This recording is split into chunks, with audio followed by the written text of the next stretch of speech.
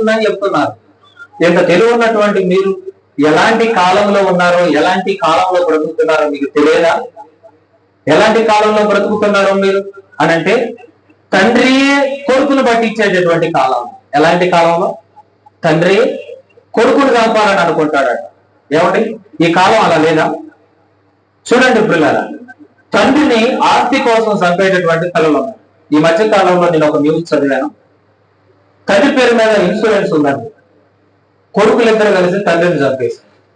కొడుకులిద్దరు కలిసి తండ్రిని చంపించారు. ఎందుకు చంపారయ్యా అంటే పిల్లరా, ఇన్సూరెన్స్ డబ్బుల కోసం. అంటే ఈ కాలము, ఇలాంటి కాలము ముందే వస్తుందని యేసుక్రీస్తు ప్రభువు చెప్పాడు.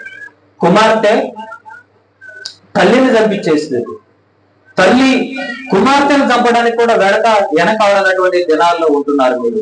కాబట్టి మీరు జాగ్రత్త పడండి అని అంటున్నారు.